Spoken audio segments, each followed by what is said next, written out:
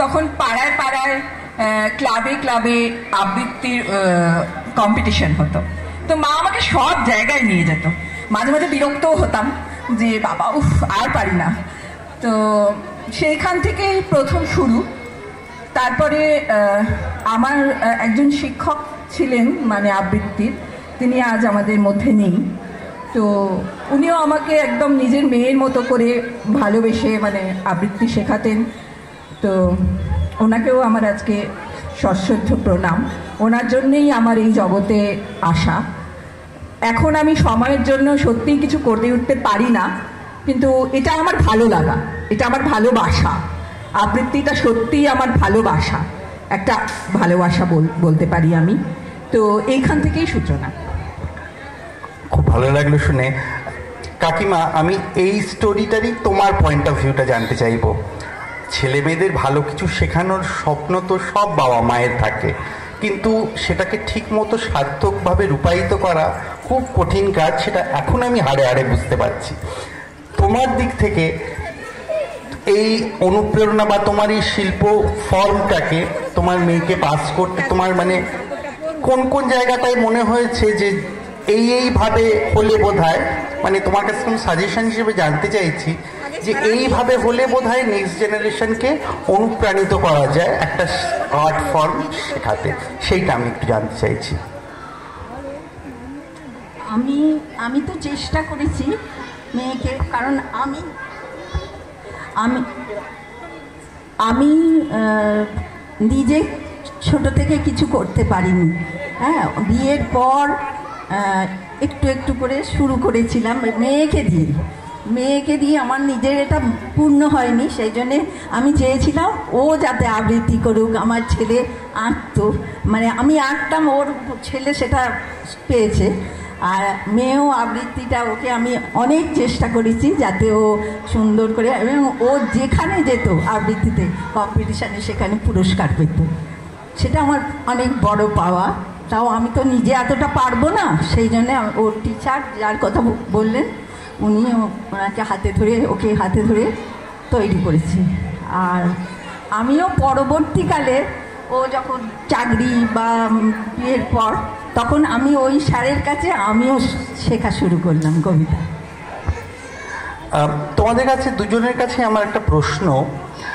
এখন যে কটা আর্ট ফর্ম নিয়ে মানুষ কাজ করে বা যে কটা আর্ট ফর্ম নিয়ে মানুষ থাকে, তার মধ্যে কবিতাটা যে একটু নেগলেক্টেড, এটা আশা করি তোমরা আমার সঙ্গে সহমত হবে। লোকে কবিতার কাছে খুব একটা আসে না। তার কারণটা কি বলে তোমার মনে হয়? আমার একটা জিনিস মনে হয় যে কবিতা জিনিসটা মানে সলিটিউড দাবি করে, মানে একটা একাকিত্বে ওটা পার্সন টু পার্সন আসে, ওই একাকিত্বটা চাই, ওটার জন্যে ওই ভিড়ের মাঝে হয় না, ওটার জন্য একা হতে হয়। হয়তো এরকম লোক অনেক আছে যে কবিতার কাছে আছে, কিন্তু আমরা তাদের জানি না। এটা প্রবলেম নাকি অন্য কোথাও প্রবলেমটা, যে ভাষা মানুষের মধ্যে থেকে ধীরে ধীরে হারিয়ে যাচ্ছে, ভাষার ডেপথ হারিয়ে যাচ্ছে?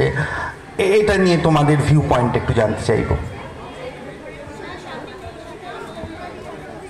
আমি একটা জিনিস, একটা মজার কথা অ্যাড করছি। একবার জাভেদ আখতার নিজের ইন্টারভিউতে বলেছিলেন, প্রোজ বা যখন আমরা গল্প পড়ি, সেটা হচ্ছে language in it's awaken state. Language যখন জেগে থাকে সেটা হচ্ছে প্রোজ, আর ল্যাঙ্গুয়েজ যখন ঘুমিয়ে স্বপ্ন দেখে সেটা হচ্ছে পোয়েট্রি। মানে ওটার মধ্যে রূপক থাকবে, ওটার মধ্যে নানান রকম ইমেজারি থাকবে, যেটা ডিরেক্টলি লিটারালি মিন করবে না, ফিগারেটিভলি মিন করবে। সব কিছু আমাদের মরালিটি, আমাদের ভ্যালুসগুলো মিলিয়ে মিশে আমাদের কাহিনীর মধ্যে মিশে যাবে। কবিতাটা একটা ওইরকম স্টেট। তো মানুষের মধ্যে ইনডিরেক্টনেসটা নেওয়ার ক্ষমতাটা চলে যাচ্ছে, ভাবার সময় কমে যাচ্ছে, না আমাদের পরিস্থিতির চাপে, কাজের চাপে সেই সময়, সেই অবসরটা চলে যাচ্ছে, যার ফলে কবিতাটাও আমাদের কাছ থেকে চলে যাচ্ছে।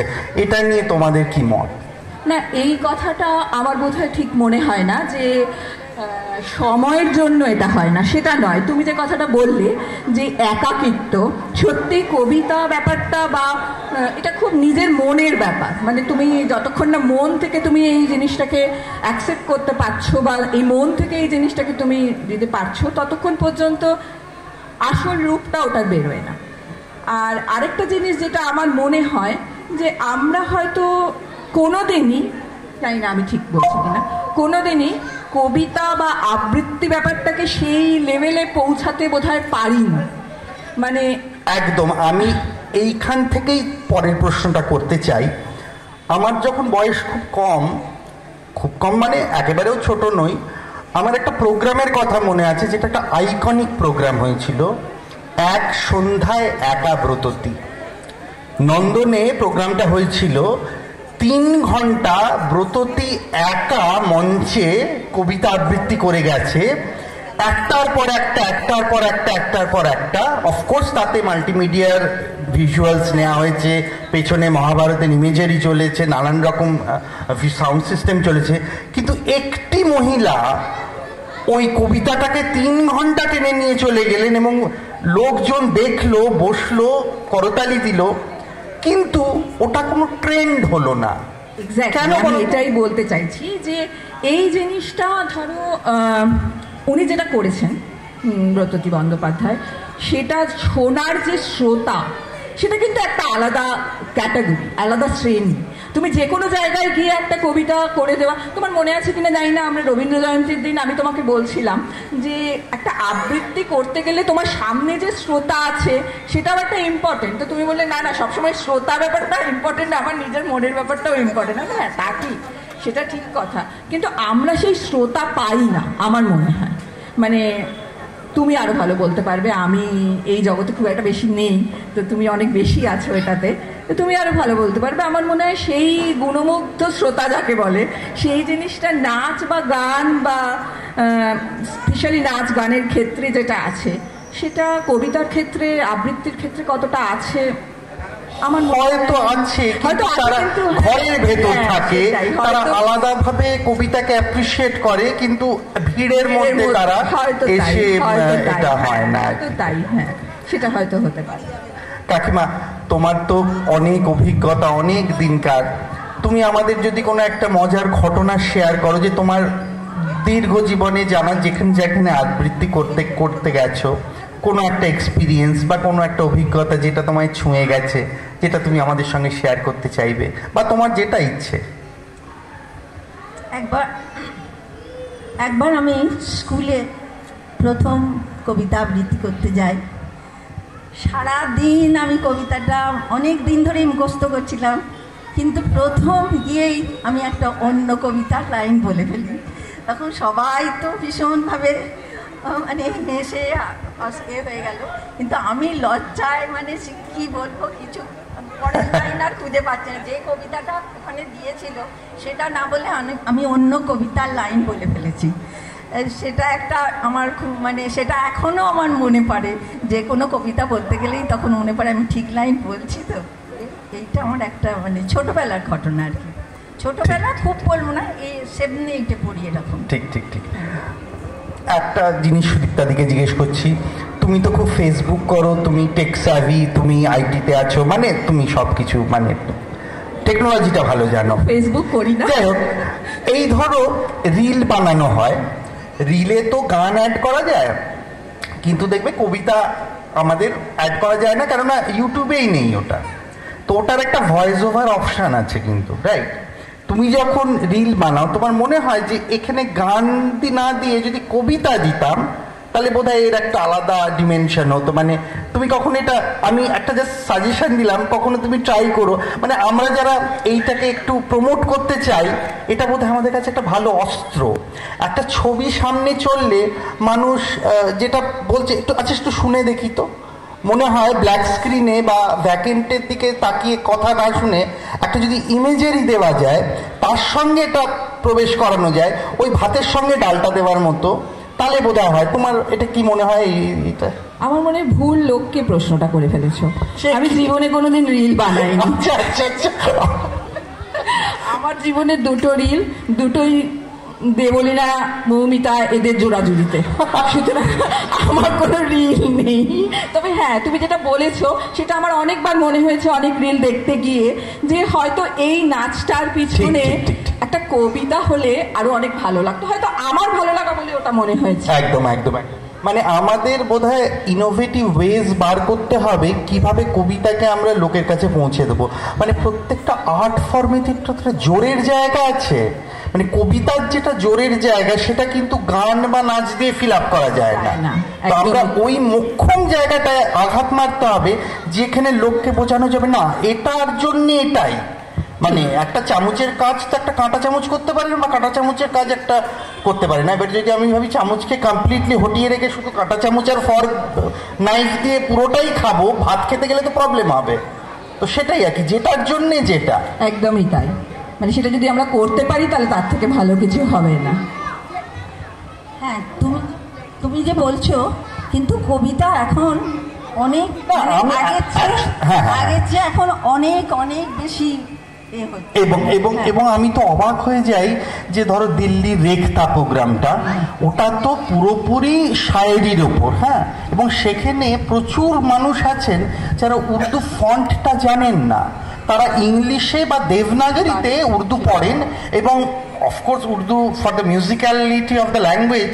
মানে একটা সমীক্ষা বলছে যে যত কোটেশন আমাদের পার্লামেন্টে করা হয়েছে সেখান থেকে সারা ভারতের সমস্ত ভাষাভাষীর লোক আসে, যত কোটেশন যত কবিতা সেখানে পড়া হয়েছে তার 90% উর্দু পোয়েট্রি। অফকোর্স আমাদের দেশে এত উর্দু স্পিকার নেই, তা সত্ত্বেও যদি একটা আর্ট ফর্মে সে পাওয়ারটা থাকে তাহলে সেটা অন্য ভাষাভাষীকেও গ্রাস করে নিতে পারে। একদমই তাই। তবে এটা সত্যি কথা, ভালো কবিতা হলে লোকে এখনো শোনে, আগেও শুনতো, এখনো শোনে। আমি একটা ছোট্ট ঘটনা বলবো। আমি তখন খুব ছোট, অ্যাকচুয়ালি আমি হস্টেলে থাকতাম, তো আমাকে আমার পাড়ার বিশেষ লোকজন কেউ চিনতো না। তা আমার নিজের গুণগান করছি না, বাস জাস্ট একটা ঘটনা বলছি। তো আমি আফ্রিকা কবিতাটা আমাদের পাড়ার একটা অনুষ্ঠানে রবীন্দ্র জয়ন্তীতে করেছিলাম, তখন আমি খুবই ছোট।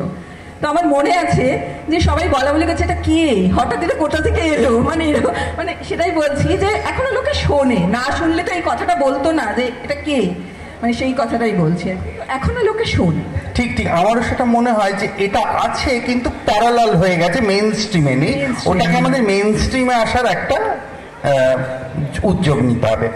তোমরা এলে, আমাকে সঙ্গ দিলে, অনেক অনেক ধন্যবাদ। শেষে যাওয়ার আগে দুজনের একজন যদি ছোট্ট একটু 4 লাইন।